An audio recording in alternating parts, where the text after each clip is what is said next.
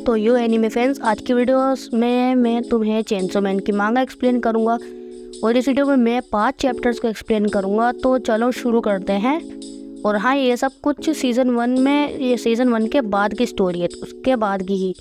तो चलो शुरू करते हैं। चैप्टर 39। तो चैप्टर की शुरुआत में हमें पता चलता है कि पिछली फाइट में पावर ने ज़ोंबीज़ की फाइट के दौरान बहुत ज़्यादा ही ब्लड को कंज्यूम कर लिया है, जिससे उसके हॉर्न्स काफ़ी ज़्यादा ही बड़े हो चुके हैं। माकीमा बताती है कि वो पावर को ट्रीटमेंट के लिए लेके जा रही है ताकि वो सही हो सके, क्योंकि बड़े हॉर्न्स की वजह से पावर की हालत ठीक नहीं हो सकी। माकीमा ये भी बताती है कि वो डेंजी के लिए टेम्पररी पार्टनर भी लाई है, जिसका नाम है बीम। हाँ, ये शार्क वाला बंदा, ये शार्क फ्रेंड है। और ये अचानक से फ्लोर तोड़ के डेंजी के गले लगने की कोशिश करता है और डेंजी को लॉर्ड डेंजी कह रहा था, लॉर्ड चेनसो मैन, लेकिन डेंजी उससे बचकर उसको पंच मार देता है। आगे हम देखते हैं कि डेंजी का मूड कुछ ठीक नहीं था, जिसके बाद माकीमा डेंजी को पेंडेंट के लिए पूछती है तो भैया डेंजी फटाफट हाँ कर देता है।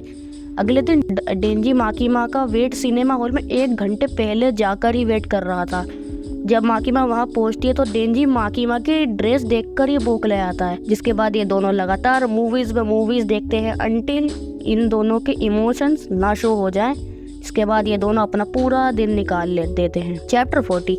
चैप्टर की शुरुआत में हम देखते हैं कि डेंजी माकीमा वाली मैराथन डेट के बाद घूम रहा था, तभी वहाँ पर बारिश होने लगती है। जिसके बाद डेंजी बारिश से बचने के लिए एक फ़ोन बूथ में घुसता है और वहाँ पर उसे एक लड़की मिलती है जो कि उसे रोती हुई डेंजी को देखकर हंसने लगती है। डेंजी की शक्ल देख के भाई हंसने लग गई, कुत्ता समझ रखा है क्या उसे। और फिर दोबारा रोने लगती है। डेंजी के पूछने पर बताती है कि उसे उसके बीमार डॉग की याद आ गई डेंजी को देख के। डेंजी भाई कुत्ते से कंपेयर कर रहे हैं तुझे। जिसके बाद डेंजी उस लड़की को शांत करने के लिए आधा खाया हुआ फूल देता है, जिसे वो एक्सेप्ट भी कर लेती है। वो आधा खाया हुआ फूल मतलब डेंजी पहले उसे अपने हलक से निकालता है और फिर उसको देता है। क्या हो रहा है ये? तो फूल लेने के बाद डेंजी फूल जब उसे दे देता है तो रेज़ा स्माइल करती है, क्योंकि डेंजी ने उसे अजीब तरीके से टच किया था। साले डेंजी कभी नहीं सुधरेगा। फिर जैसे ही बारिश रुकती है, रेज़ा डेंजी को कैफे के लिए इनवाइट करती है, जिसके लिए डेंजी मान जाता है। ऑब्वियसली भाई, कौन नहीं मानेगा, सब मानेंगे। फिर वो दोनों कैफे में जाते हैं और डेंजी को कड़वी कॉफ़ी पीनी पड़ रही थी। जिसके बाद रेज़ा अपने आप को इंट्रोड्यूस करती है डेंजी के लिए, और इधर डेंजी के दिल में रेज़ा के लिए अलग ही अट्रैक्शन जग रखी है। भाई अब डेंजी तू नहीं मानेगा, तेरा कुछ नहीं हो सकता, तू लड़कियों के पीछे पागल ही रहेगा। लेकिन वही दूसरी तरफ वो सोच जाता कि माकीमा के लिए भी उसे लॉयल रहना पड़ेगा, क्योंकि माकीमा उसका पहला प्यार है। वहीं पर वो रेज़ा के बारे में भी सोच ही रहा था कि भाई ये तो बढ़िया लड़की है। चैप्टर 41। हम देखते हैं कि आगे एंजल डेविल के साथ काम कर रहा था, लेकिन एंजल डेविल दूसरी तरफ, भाई एंजल डेविल अपने ही मजे में है, उसे किसी की नहीं पड़ी, उसे डेविल से ज्यादा आइसक्रीम की पड़ी है। तभी एक फ्लैशबैक रिवील होता है जिसमें माकीमा एंजल डेविल को इंट्रोड्यूस कर रही थी। माकीमा हाईलाइट करती है कि एंजल डेविल के पास इमेंस पावर तो है, लेकिन उसका डार्क पास्ट बहुत बुरा है, उसका पास्ट बहुत गंदा है। भाई अब हम रेज़ा और डेंजी पर वापस आते हैं, जहाँ पर ये अभी भी कैफे में ही थे, जहाँ पर डेंजी माकीमा के लिए फीलिंग्स को दबाकर रखता है, लेकिन फिर भी रेज़ा के लिए उसकी अट्रैक्शन बढ़ती चली आ रही थी, जैसे कि 1 लेवल ऊपर से फिर 2 लेवल पर। तभी वहाँ पर रेज़ा डेंजी को रिश्ते कैसे मजबूत करते हैं वो सिखाने लगती है। चैप्टर 42। चैप्टर की शुरुआत में हम देखते हैं कि डेंजी और रेज़ा एक स्कूल में घुस जाते हैं आधी रात को, जहाँ पर रेज़ा डेंजी का ट्विटर बन के कोशिश करती है और डेंजी को बताती है कि तुम्हें बिल्कुल भी एजुकेशन की घंटा भर नॉलेज नहीं है।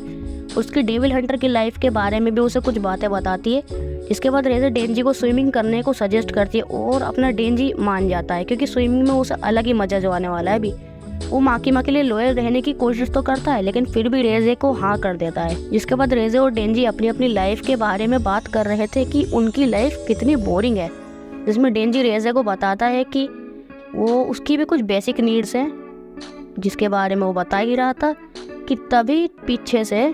जिसके बाद रेज़ा डेंजी को रिश्ते मजबूत करने के फेस्टिवल में इनवाइट करती है। तभी वहाँ पर एक डरा हुआ आदमी रेज़ा पर अचानक से ही हमला कर देता है।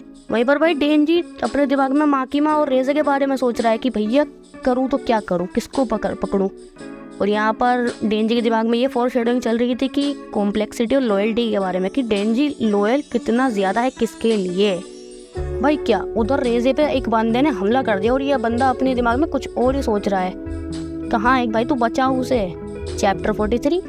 हम देखते हैं कि वो डरा हुआ आदमी रेजे को चेस करता करता रूफ टॉप पर पहुंच चुका है। सडनली वो रेजा को कॉर्नर कर देता है और हमें पता चलता है कि वो रेजे की हेल्प से डेंजी को टॉर्चर करना चाहता था, लेकिन रेजे की अपनी एक अलग ही स्ट्रेंथ थी।